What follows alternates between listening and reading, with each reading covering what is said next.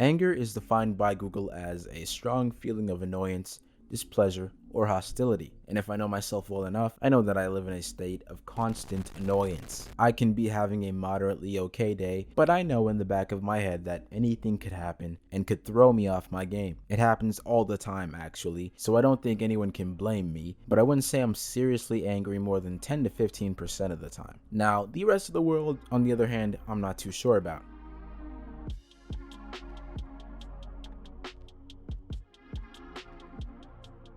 According to mentalhealth.net, anger is a natural and mostly automatic response to pain of some kind, whether it's physical or emotional, and it can occur when people don't feel well, feel threatened, feel rejected, or experience some loss. What type of pain it is and how it occurred isn't really all that important. They also go on to say that anger never occurs in isolation, but rather is necessarily preceded by pain feelings, and it's often characterized as a second-hand emotion. I mean, that makes sense to me. No one wakes up one day and decides that they're going to be angry. Something has to happen for you to get to that point. Anger is a social emotion. You always have a target that your anger is directed against, even if that person is yourself. Anger can also be a substitute emotion. By this, we mean that sometimes people make themselves angry so they don't have to feel pain. People change their feelings of pain into anger because it feels better to be angry than it does to be in pain. This changing of pain into anger may be done consciously or unconsciously.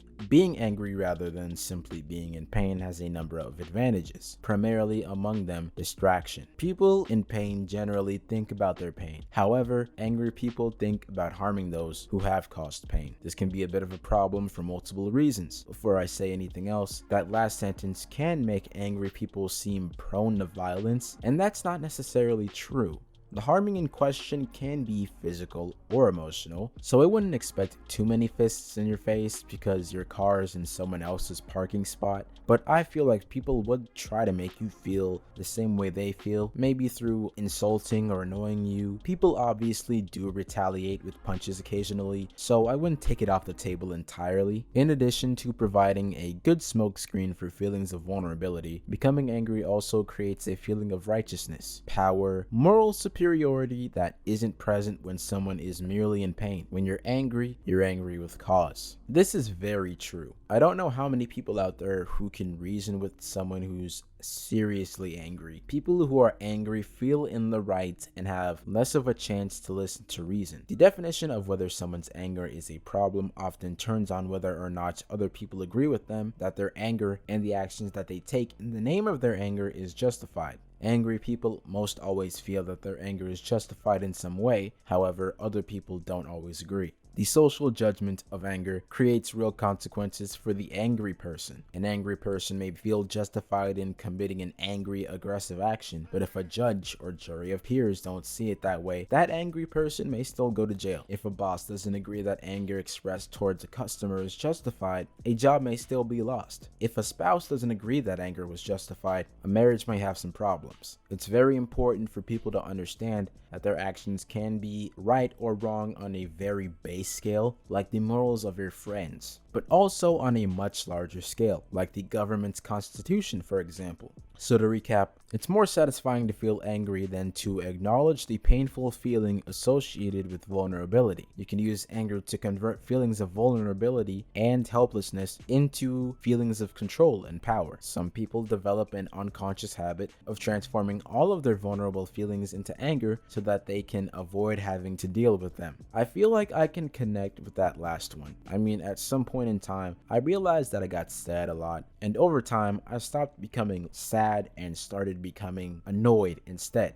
I feel like a lot of people unconsciously, subconsciously internalize this method as they get older, mostly men, due to societal standards. So I don't think you're too unfamiliar with what I'm talking about here. The problem is that even when anger distracts you from the fact that you feel vulnerable, you still at some level feel vulnerable. Anger cannot make pain disappear. It only distracts you from it. In other words, turning a negative feeling into another negative feeling doesn't really solve the underlying issue. So what do you do in these situations? How can you stop yourself from continuing to be angry once you started? Or better yet, how can you prevent yourself from becoming angry in the first place? MayoClinic.org gives a well thought out answer to all of these questions using 10 very useful tips. Thinking before you speak. When you're put in a really stressful situation, it gets easier and easier as time goes on to say whatever's on your mind, which might not be the best thing to do at the time. Give yourself some time to collect your thoughts and focus on the important things. Allow others to do the same thing as well. I'd even go a step further and say you should encourage them to do so. Once you're calm, expressing your concerns. When you've got your head in the right place, you want to express yourself assertively, but not in a way that's confrontational. Getting some exercise. It's well known that participating in physical activity can reduce stress, among other things. Consider going out for a run or a walk if you feel stressed out, so you can clear your head more easily and focus on your tasks.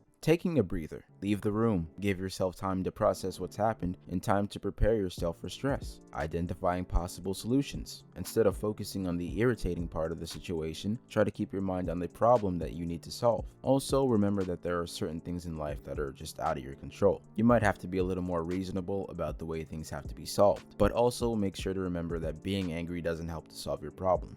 Sticking with I statements. Try not to apply fault to someone else. That'll make things much more tense for everyone involved. Instead, make yourself the subject of your statement. Instead of, you never do any housework, for example, I'm upset that you left the table without offering to help with the dishes sounds friendlier and less accusatory. Not holding a grudge. Now, I'm not one to tell people what to do, but sometimes things just aren't that serious. In those situations, the results turn out much better when you let things go. If you can find it in your heart to forgive, everyone involved could learn a lot from the situation. Using humor to release tension. Laughing can help release some unwanted tension. It can help you face and further process what's making you upset, but try not to be sarcastic. That'll probably make things worse. Practicing relaxation skills. Sometimes even a single deep breath in and out can go a long way. Try to picture pleasant things. Repeat a phrase or simply tell yourself to take it easy. Maybe you listen to music, write in a journal, or do some yoga. I personally do a lot of these things and it helps a lot. Knowing when to seek help. I'm not going to act like controlling your temper is the easiest thing in the world. So if you're having trouble with it, don't be afraid to seek help before the situation gets worse. And that's it. Hopefully you got something from this video. We all have emotions that can turn into anger, but it's what you do about it that sets the precedent for all events going forward. Thanks for watching another episode of Double Take. I hope to see you again soon, and as always, keep an eye out.